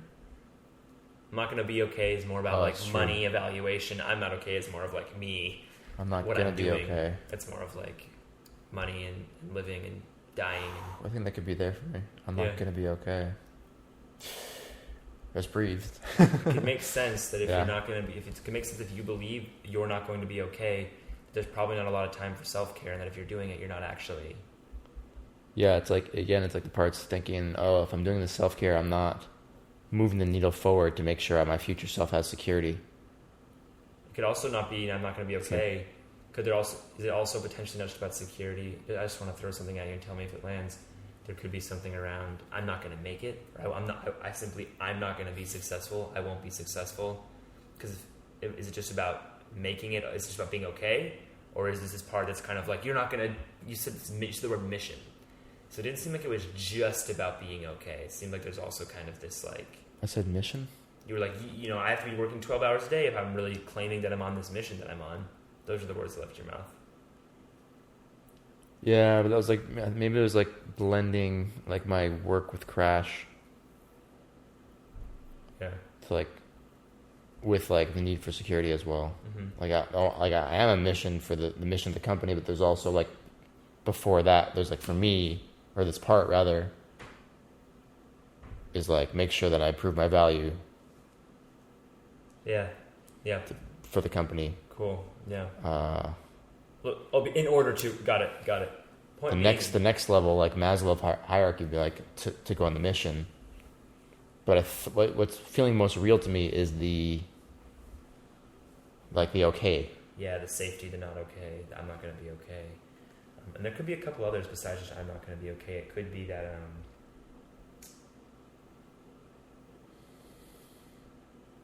it could be like what keeps me safe is working hard. With these kinds of beliefs. Yeah. Like you associate safety with working hard, so not working hard is not safe. Do you want to try? I don't know if it'll land. What keeps me safe is working hard. Or working. What keeps me safe is working. What keeps me safe is working. Might not be the language. What keeps me safe is working. Or working keeps me safe. Working hard keeps me safe. I think there's something there, but it's not as strong. I don't think that's necessarily, but I don't think that's the linguistic encoding. Yeah, exactly. But it's worth exploring that, in your own time and really thinking Yeah. about. And that's always the advice. It's really important to track patterns, right? Because then you can actually see your progress. So like, go ahead and be like, wow, I have this pattern of when I go to self-care, how would you rate the intensity of the problem? And then ask the question. Just say like, what would someone have to believe for this pattern to be real? And you can just kind of reverse engineer it from there. And then after you delete one belief, ask yourself, how would I feel about self-care now? And you can just like, that's one of the ways Mindfix can really deliver the really life-changing results is we delete people's pain. Yeah. Anyway, that was something I just wanted to show you. Yeah, it's great. It's great. That's really helpful just to kind of use the pattern to get to the beliefs. And then you can actually not waste your time on beliefs that might not even be affecting things. And just Yeah, I mean, I've been picking them out, and I think all of the ones I've done have been helpful. But most bang for your buck if you start with the patterns. Yeah. That's the only reason you want to do it anyway, right? You want to be done suffering in the ways that you are suffering. Yeah. So yeah. Huh? I'm done. Do you want to wrap up here soon? Yeah, let's just kind of like close it out with like bringing it back for like visions for daydreaming. Visions for humanity, yeah. Where let's say we really like do this process on ourselves a lot, and like get to this next level of freedom, actualization, liberation. We're affecting people. We're affecting relationships. You know, people like you're like we saw with our friend Nick, like in particular, just his demeanor, his energy, his stands taller. He did an entire 10-week Mind Fix program. Is it 10 weeks? Yeah. And he's just like full of life. It's unreal. I watch it transform over time. It's just like it's different person. It affects people, you know. But then everyone think about how we're all affected. That's what I'm saying. Like it affects the people he interacts with all the time. He's such a big influence on the world. Yeah, and he's making big plans. But yeah, we take care of our own. Like this is the whole message, right? Sort out yourself first. We're sorting out our mind. Mind minimalism. Continuing to do that, and the potential ripple effects. But let's think bigger. Like let's say this does ripple, and like this work of Mind Fix starts scaling. We see more and more like entrepreneurs doing it, and any celebrities doing it, or just everyday people, and it starts spreading like this really healthy spreading.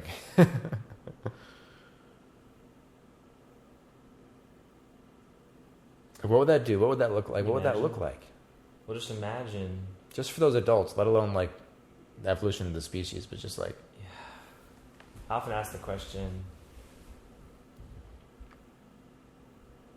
to imagine for a moment that you are in a world and you're an adult and you're on a planet where all of your needs as a child were met and exceeded, and all the people around you's needs were met and exceeded. Yeah. Can you imagine? So that's like the ultimate vision. But I almost want start little. Like, I want to start smaller, like see some of the sequence. Yeah. Because this is like, oh well, that's idealism. Like we have paradise on Earth because everyone's needs are met as children. Fair enough. I think that is potentially possible. Yeah, but even like in our lifetime of like adults fixing themselves and left. Let's say like 40% of adults on this planet in the next 40 years get to a significant change through deleting hundreds of beliefs. Fair enough. Maybe not total enlightenment or whatever, but just like serious, not extraordinary self-esteem issues, violence, self-sabotage, like people who wake up and are building the lives they want to build. Yeah. Can you imagine 40%? If 40% of people were like... Alcohol industries plummets. Doesn't exist. Well, no, 60% left. Yeah, no, alcohol it would still be there. Down. Porn would probably be very less, I think. Or porn would be different. Porn would be different. It'd be different, yeah. It wouldn't be an addictive thing. Yeah, people would maybe have it for might be more times. wholesome. It depends. I think it'd be all over the place. But it wouldn't be as much of an addictive pattern people have. I think that... Well, all addictive patterns would be... Because again, you're striking the root of something like, I'm not enough, I'm not good enough, I'm not worthy of love, I'm bad, I'm a burden. All that against the root. So then it's like, all addictive patterns, it doesn't matter what the actual action is. If it's porn, if it's shopping, if it's gambling, if it's scrolling on your phone. I don't know if addiction is possible for me anymore. addiction, and Gabor Mate has talked about this. Like, real addiction is just the pain. Correct. That's the real solution. It's not abstinence from the substance. Yeah, I remember people have all that stuff, all the addictive traits would just be reduced. People have told me like alcoholism is hereditary and that I should be careful because I have people in my family who have been alcoholics, met multiple, and I'm like, no, I don't drink hardly at all. But even if I did, I'm like, well, alcoholism is not. There might be some gene that's the reason, that's the escape.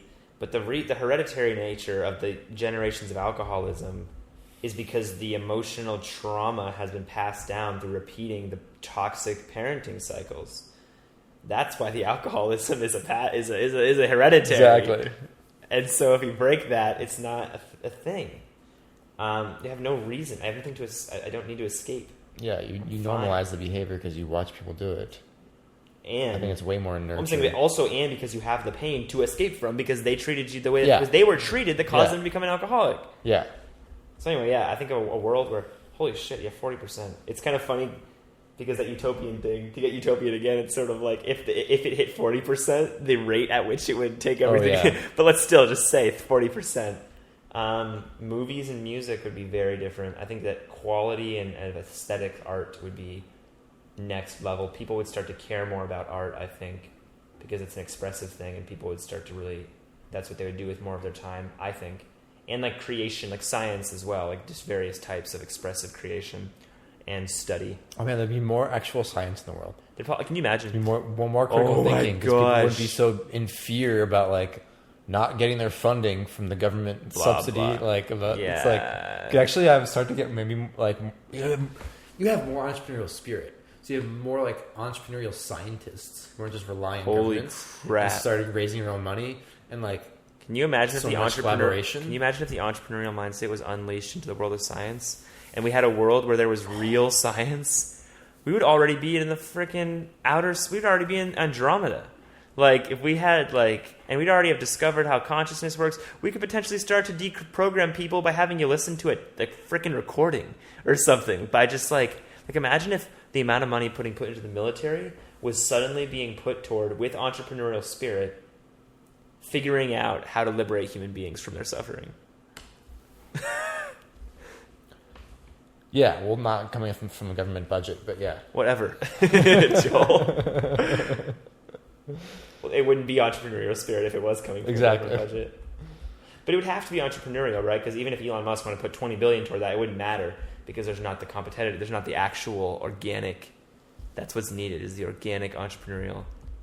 That's actually a good idea, though. Maybe if and when I become a gajillionaire, multi-bajillion billionaire, I'll just post prizes on the world saying, whoever comes up in the next 2 years with the absolute greatest model of solving human suffering that you can show me gets $2 billion. And then we get just millions, or at least hundreds of thousands of young people trying to figure it out. It'd be pretty cool.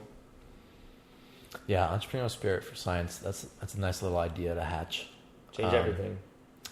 Yeah, just less addiction. Happiness. Think about that. I'm just Happiness. I'm just picturing people walking around just smiling more. Yeah. People playing, people dancing to the music in the grocery store. Yep, lots. I think. Oh my god, I was massive doing, uptick. I was doing that the other day. Dude, me too, all the time now, and you don't even notice, right? You don't even think about it. I went in the store, no mask, and I was dancing. Great.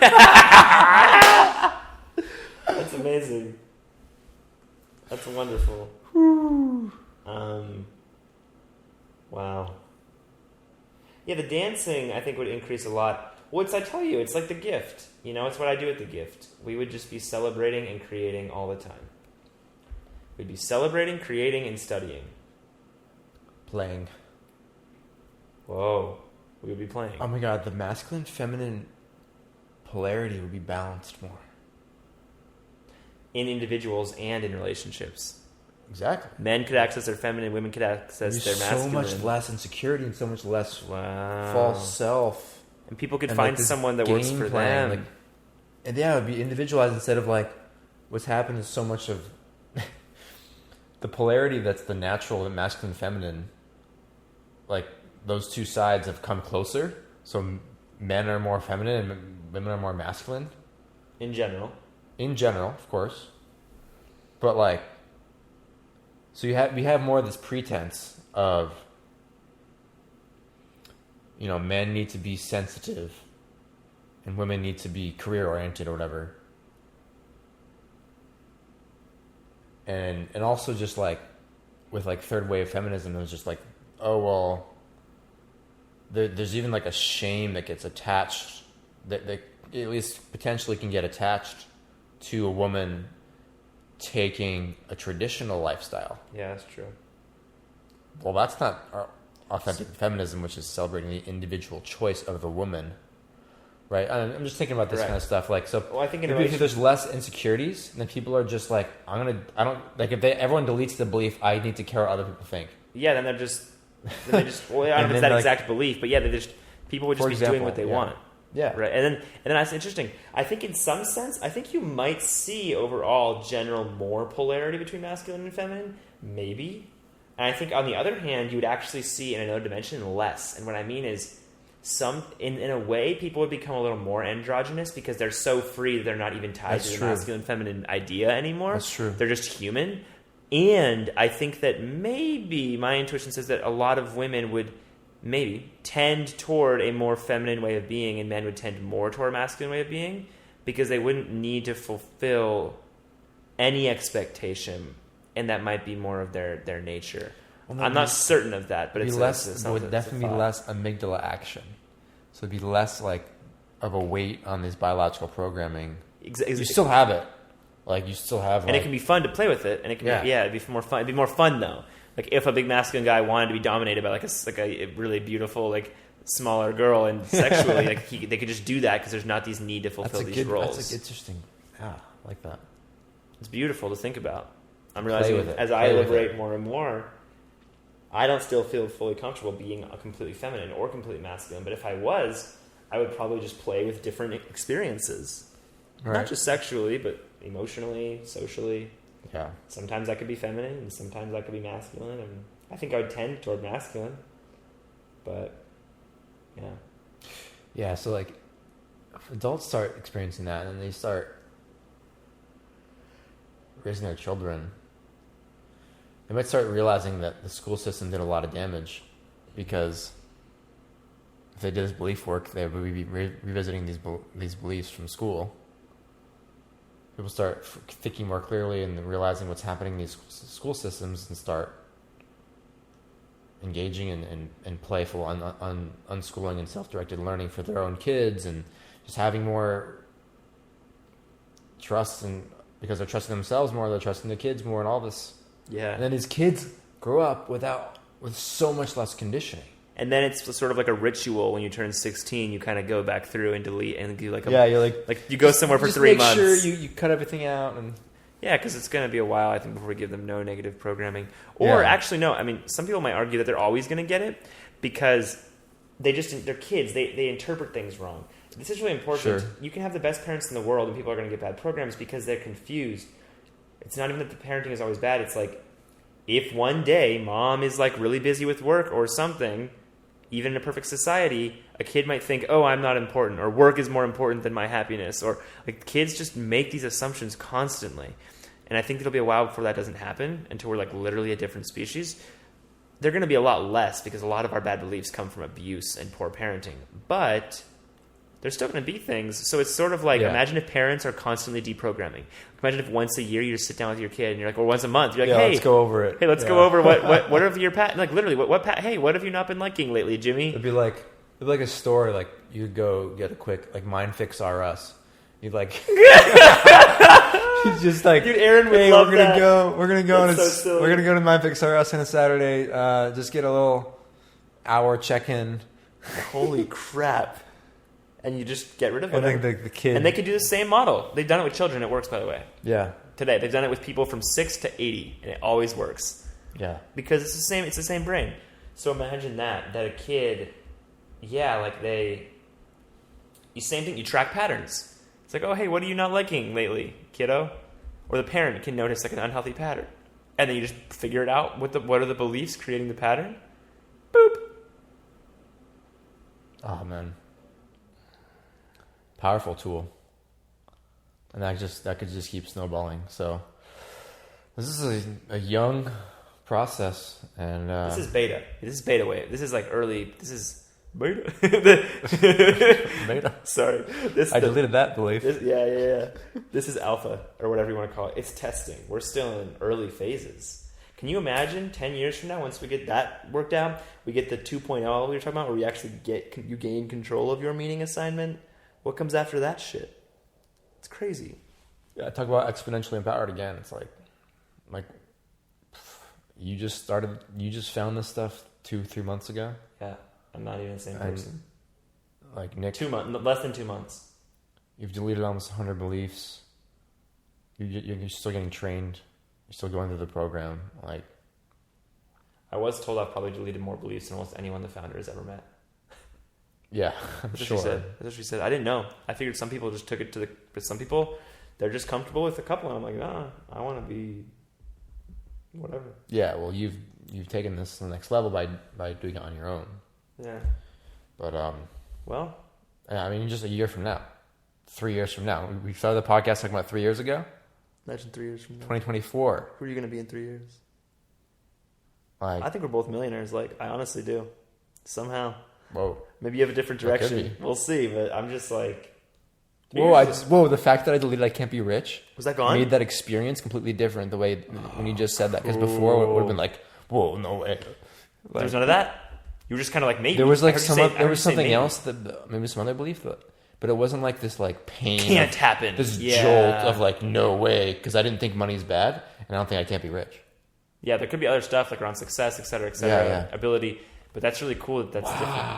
That's kind of evidence that's different. I remember I told you even like a couple months, even like right before I went to Mind Camp, you picked me up from the airport. And you dropped me off at the airport. Went to Jacoby's, and I was talking to you about imagine making like $1 million or even like a couple 100,000. You were like, oh yeah. Remember in the car before I ever went to Mind Camp? Before I ever went. Yeah. So yeah, I think 3 years. Think about even last month.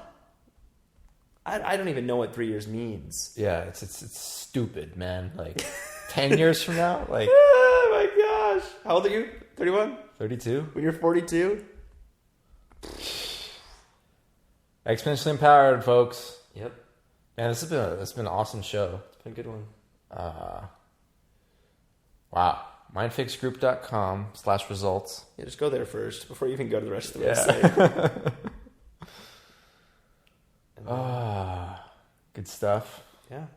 Thanks for doing it. I want to do it more. I think I'm going to get my podcast back and going because I love talking about this stuff. I just like talking about this stuff. And I'm good at it, I'm realizing. Not just MindFix, all the things. So we'll be seeing something with that soon, I think. So I want to be, in general, I want to be recording stuff with you more than once a year. So let's make that a thing. Yeah.